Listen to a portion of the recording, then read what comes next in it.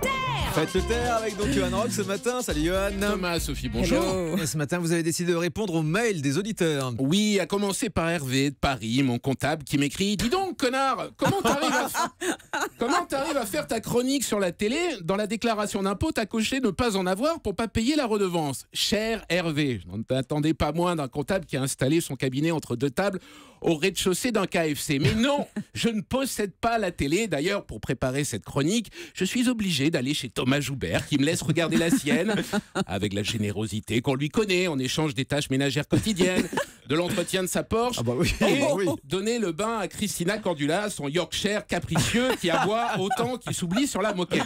Voilà, frauder coûte cher, même avant de se faire pincer.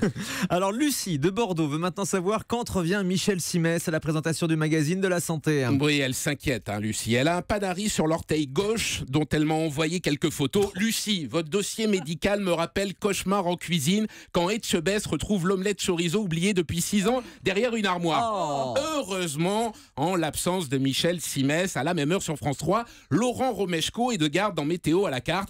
Demandez-lui son avis. Au pire, à la rentrée, si on vous ampute la jambe, vous connaîtrez au moins les normales saisonnières dans le Cotentin. Quelle horreur. François de Poitiers se réjouit que les chaînes du service public diffusent autant d'opéras, de concerts d'art lyrique pendant les vacances. Mais c'est normal, François, c'est aussi le rôle du service public. Faire redécouvrir Verdi, Puccini, Rossini, qui l'été servent d'attente téléphonique jusqu'au retour des vrais divas, Tadei, les Mergy, Ruquier, de la housse consort, car sur France 2, on ne mégote pas avec la culture.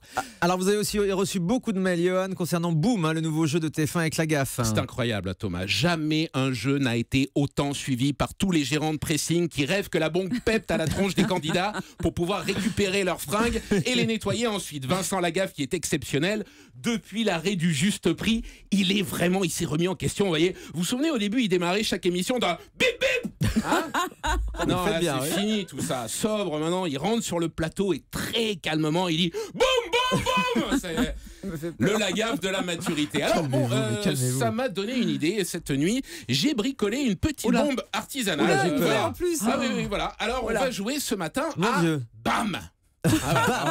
BAM, c'est comme Boom sur TF1, mais en plus dangereux puisque la bombe est un radio-réveil piégé. Thomas, voici la bombe, elle est garnie de fils. Si vous coupez le mauvais fil, attention, ce radio-réveil diffusera instantanément RTL. Ah oui, il faut pas que je me plante. Attention. Voici, vous avez carrément c'est pas pour couper ça. Passe croco, j'ai fait quelques voitures. Les images sur europe1.fr, donc une bombe artisanale, on le précise, et une pince coupante. Réfléchissez bien avant de couper. Un seul mauvais geste et bam.